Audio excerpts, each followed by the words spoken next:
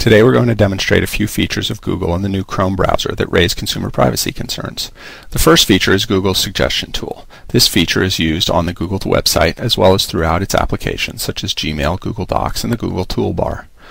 After I type a few letters of my search, but before I click the Google search button, Google proactively looks up my search based on the first few letters. This is a very convenient feature, but it raises a concern too.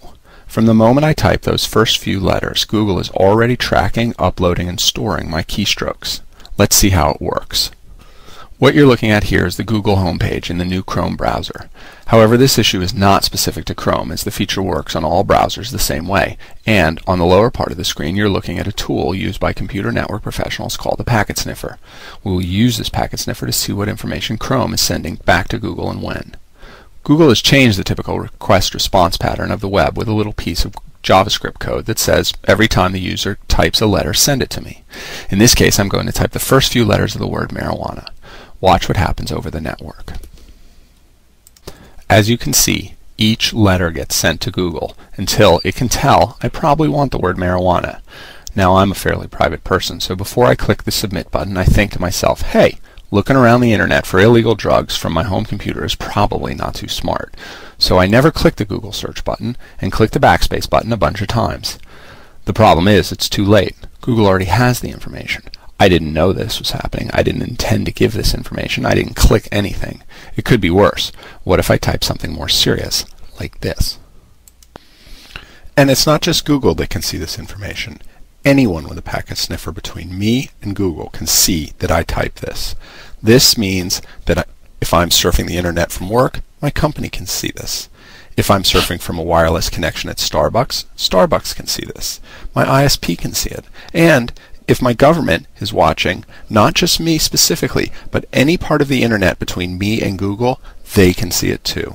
To make matters worse, Google has stored this information on their computers. So if someone with a warrant demands this information, they can see this information as well. For all features like this, I should be able to turn them on and off with the single click of a button.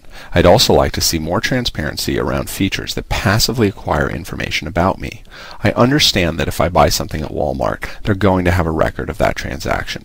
But I'm very uncomfortable with the idea that a store might use their video cameras to record every item I picked up and put down.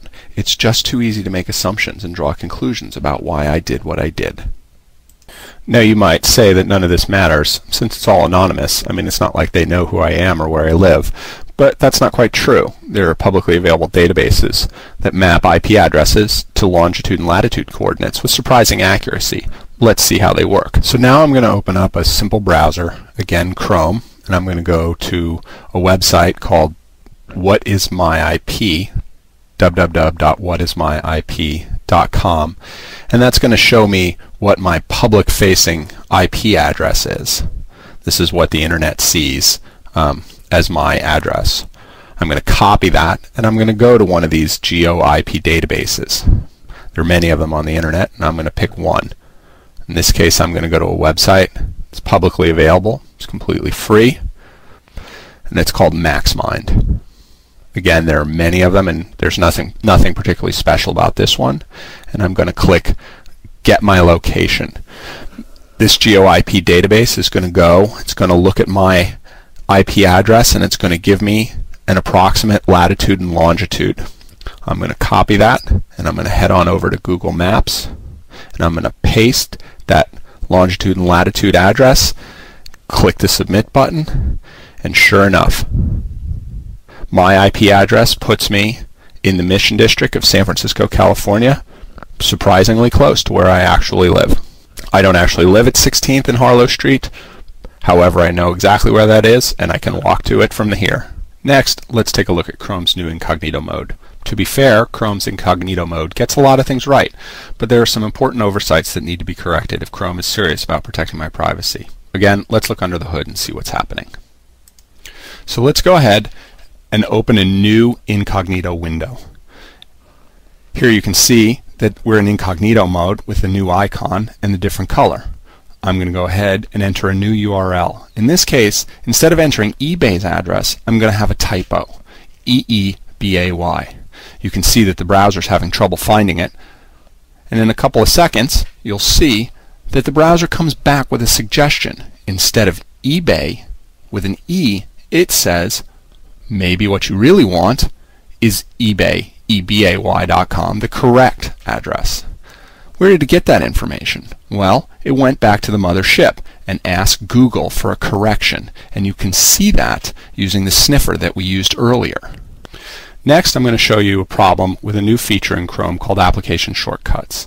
In this case, I'm going to go to a questionable website called High Times. This is a website about smoking marijuana, to continue the example. We're still in incognito mode, and I'd expect to stay in incognito mode. However, when I go over here and create a new application shortcut and put that on my desktop, it'll create a link on my desktop that should jump me back to this page whenever I want. I'm going to go ahead, close the browser, and you can see the shortcut on my browser. When I go ahead and double click on that shortcut, what comes up? Well, the web page that I requested, but it doesn't come up in incognito mode. A third example we'll look at is tricky. Like a lot of websites, High Times is a paying customer of Google and uses Google Analytics to log visits. They do this by placing a snippet of JavaScript code on the High Times website that phones home to Google, and Google records the visit. Before Chrome, there really wasn't much anyone could say about this. Google was acting simply as a vendor to the website. Chrome changes this. Now Google is both the sender and the recipient of the information. They are in complete control of the entire communication at both endpoints, and yet ostensibly I am incognito. From Google's point of view, nothing could be further from the truth. To learn more about privacy and to ask Google to protect your privacy, please go to www.consumerwatchdog.org/Google and send Google a message using our free online form.